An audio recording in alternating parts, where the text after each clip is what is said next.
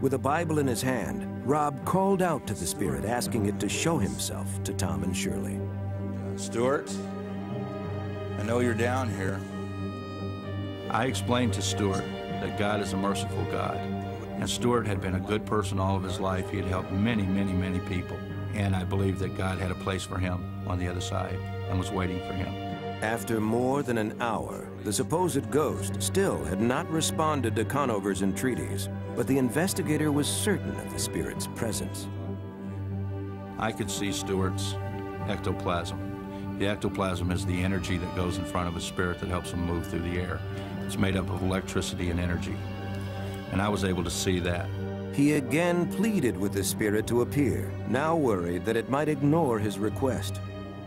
And when I had about reached the end of my rope is when the hallway in the basement filled with this beautiful blue light that was very dense. You couldn't see through it at all. I didn't see the light at first until Shirley nudged me and said, "See, look." And then I moved my head over and saw it, and if I would never saw it, I'd never believed it had happened.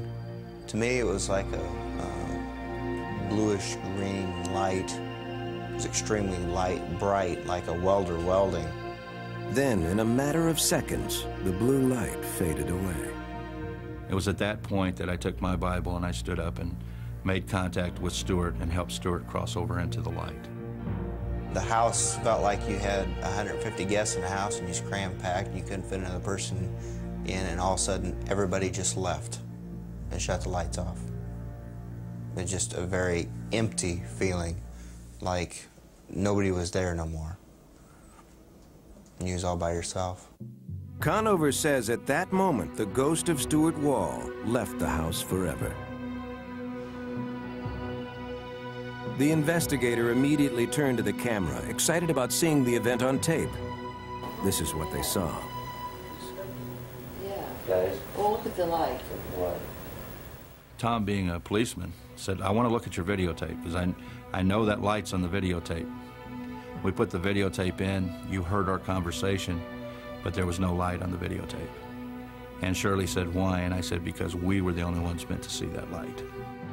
Since that night, calm has returned to the house on Twin Oaks Court. The mysterious sounds and terrifying visions are gone.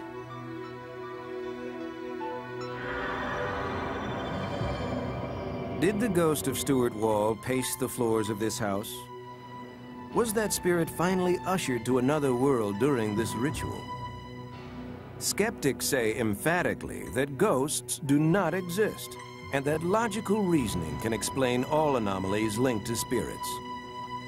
Professor of psychology Terence Hines believes that the Browns' ghost is a figment of their imagination.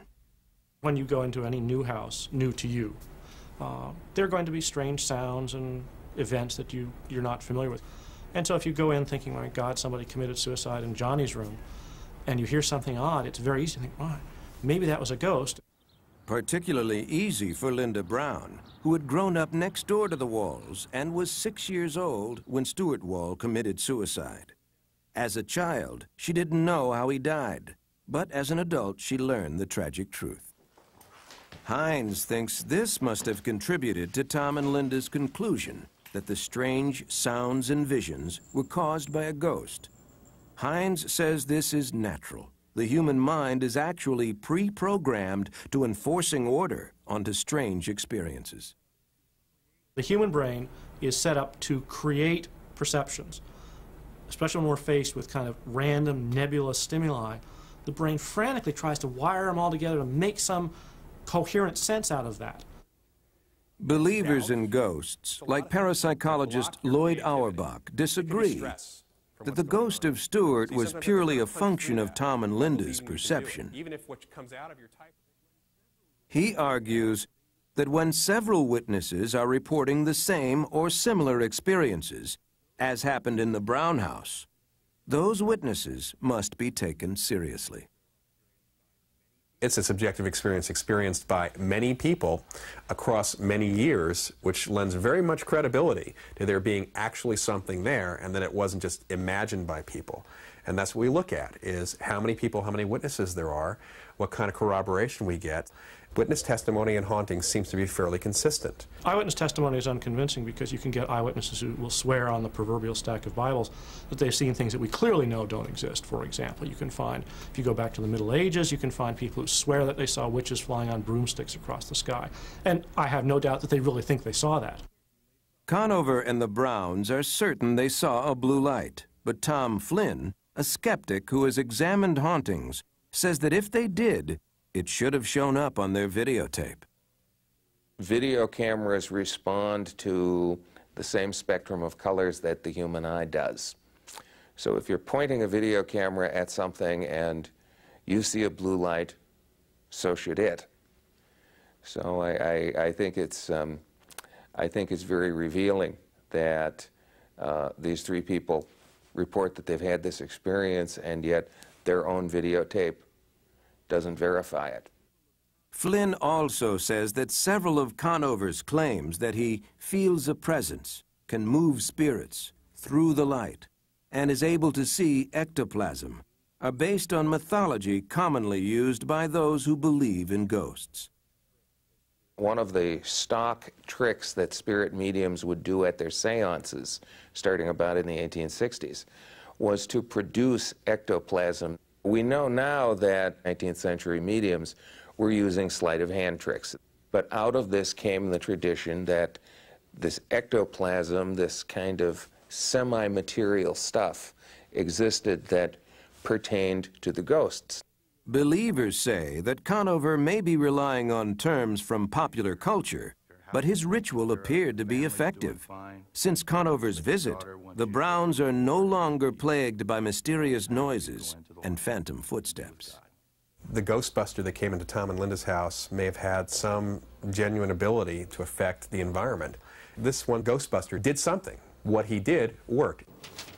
Professor Fanukin counters that the best way to eliminate imaginary ghosts is by using imaginary ghost busting. This is psychological relief more than anything else. In other words, he said the things these people wished to have said. He did the things which seemed to be appropriate to what they wanted to see and hear. Was the apparition of Stuart Wall's ghost a shared vision or a shared illusion? Does the mind make the senses lie? Or do troubled spirits of the dead roam this earth? The answer depends on your faith in the unexplained. For some who say ghosts haunt their lives, relief comes when the spirit leaves or the victims depart. For others, no house can be a home. For these families, there is no respite and no escape from the spirits of the unexplained. A painful divorce in 1968 left Beth alone with a small child and little money. She was rebuilding her life when she met Bob Batesel a few years later. They fell in love, got married, and Bob adopted Beth's daughter, Leah. In 1971, when the Batesels moved into this two-family house in New Brunswick, New Jersey, the young family's newfound happiness would be fleeting. Strange events began happening in the house.